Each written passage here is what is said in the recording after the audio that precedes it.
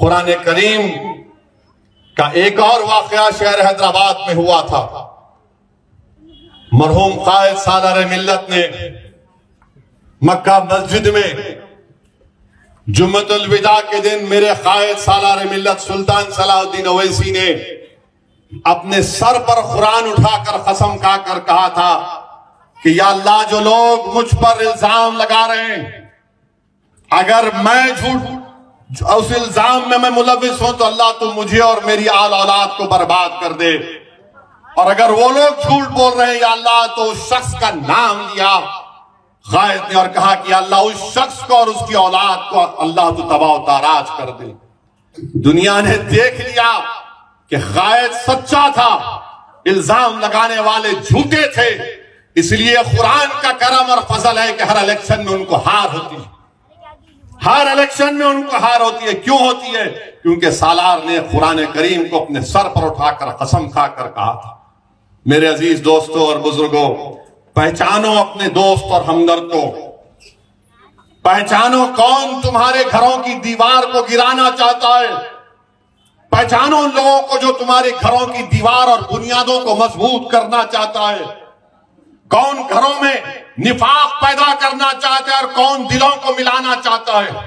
پہچانو ان لوگوں کو جو تمہارا ہمدرد ہے، تمہارا رہبر ہے۔ اگر تم نہیں پہچانو گے تو پھر نفاق کی کیفیت انتشار میں جب تبدیل ہو جائے گی تو نقصان کس کا ہوگا؟ یہ آپ کو ہم کو طے کرنا ہے۔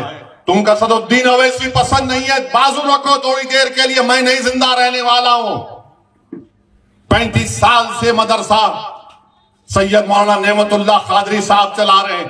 کہ مدرسہ نہیں رہے گا مولانا کے جانے کے بعد؟ رہے گا انشاءاللہ تعالی۔ کہ مفتی خلیل احمد کے دنیا سے چلے جانے کے بعد جامعہ نظامیہ نہیں رہے گا؟ رہے گا انشاءاللہ تعالی۔ ہم کو یہ جو ہمارے ادارے ہیں، چاہے مذہبی ہو یا سیاسی ہو، اس کو مضبوط رکھنا ہے۔ پہچانو ان لوگوں کو جو ان برسوں کی محنت کو ختم کرنا چاہتے ہیں۔ یہ چھوٹی بی جے پی ہے، اس کو پہچانو آپ۔ میرے عزیز دوستوں اور بزرگوں، آپ میرے لیے بھی دعا فرمائیے کہ اللہ سبحانہ و تعالی میرے حوصلے اور عزم میں اللہ حفاظت کرے، اس کو بلند کرے۔ اللہ میرے مجلسی رفقا کے ایمان کو مضبوط کرے، اور اللہ ہم کو ان باطل طاقتوں پر اللہ ہم کو غلبہ عطا کرے۔ اور یہ ایسے باطل طاقتیں ہیں جو ہمارے اتحاد کے دشمن ہیں، جو ہماری تہذیب کے دشمن ہے، جو ہماری طاقت کے دشمن ہے، جو ہمارے روب اور دبدبے کے دشمن ہے، وہ ان سب کو ختم کرنا ان کی نیت ہے۔ مگر انشاءاللہ تعالی ہر بار اللہ نے ان کو شکست دی ہے، اور ہر بار انشاءاللہ تعالی ان کو شکست ہوگی۔ ہاں ہم کو اپنا کام صحیح کرنا، ہم کام صحیح کریں گے انشاءاللہ تعالی۔ جو کمزوریاں ہیں اس کو دور کریں گے، میں آپ سے وعدہ کر رہا ہوں۔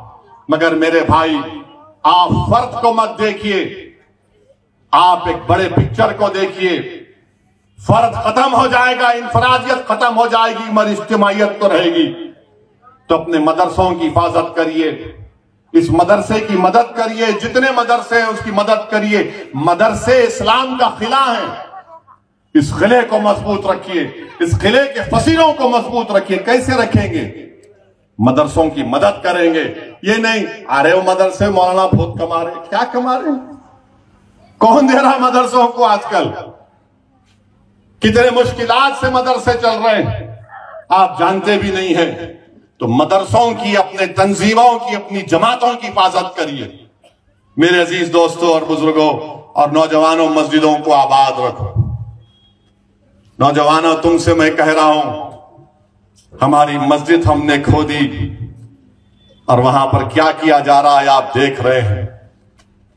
نوجوانوں، کیا تمہارے دلوں میں، ہمارے دلوں میں تکلیف نہیں ہوتی کہ جس جگہ پر ہم نے 500 سال حی علی الصلاۃ اور حی علی الفلاح کی صدائیں دی، جہاں پر ہم نے بیٹھ کر قرآن کریم کا ذکر کیا، جہاں پر ہم نے بیٹھ کر صلاۃ والسلام کے نذرانے پیش کیے، آج وہ جگہ ہمارے ہاتھ میں نہیں ہے۔ نوجوانوں، کیا تم کو نہیں دکھ رہا کہ ابھی ایسے 3-4 مساجد ہیں جس میں دلی کی سنیری والی مسجد بھی ہے؟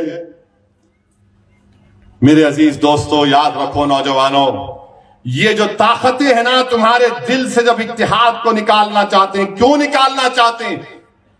ملی غیرت کو ختم کر دیا جائے، ملی حمیت کو ختم کر دیا جائے۔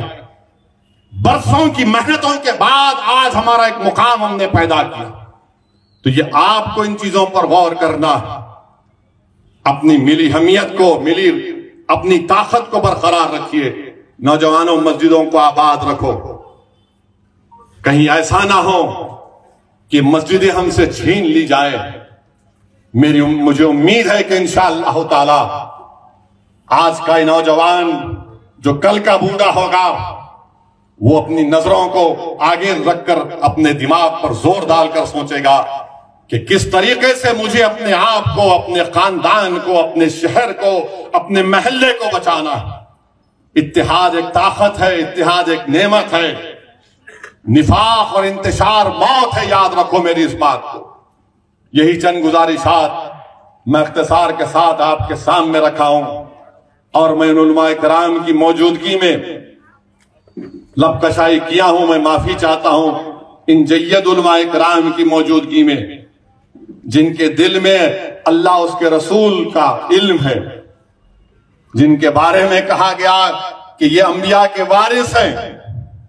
میرے عزیز دوستوں اور بزرگوں، میری آپ تمام سے گزارش ہے کہ اپنے مدرسوں کو مضبوط رکھیے، ان مدرسوں کی تائید کریے، ان مدرسوں کو اچھا کریے، اور یہ کسی کے باتوں میں مت آئیے ایسا ہو رہا نہیں۔ میرے بھائی، تحقیق کرو، تحقیق کرو، جا کر پوچھو کیا یہ سچ ہے یا جھوٹ ہے۔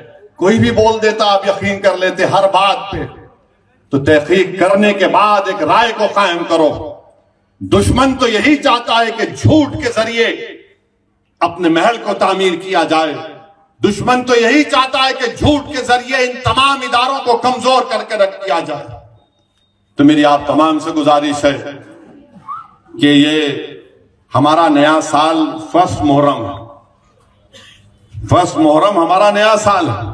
ٹھیک ہے، دنیا میں ہم رہتے ہیں، کام کاج کرنا ہے، تو 31 دسمبر ہے، مگر اس کا یہ مطلب نہیں ہے کہ تم ناچ رہے، باجا بجا رہے ہو۔ ارے دیوانے، کبھی اتنی خوشی کا اظہار اپنے ضعیف ماں باپ کے سامنے بھی جا کے کرو، جا کے اپنے اپنی اماں کے پیر پکڑ لے، اماں آج تیری گود میں اٹھاتا ہوں میں۔ نہیں، دوست کو اٹھائیں گے آج 12 بجے۔ ارے اماں کے پیر پڑ لے، باپ کے پیر پڑ لے، اپنے بیوی کا حق ادا کر دے، مگر نہیں، ہیرو بننا ہے، کول۔ خبر میں گئے تو پورا کول نکل جاتا، اور حشر کے میدان میں پھر کیا ہوگا سوچ لو۔ یاد رکھو، اس دنیا میں آئے تو جائیں گے، کوئی بچنے والا نہیں ہے، سب کو جانا ہے۔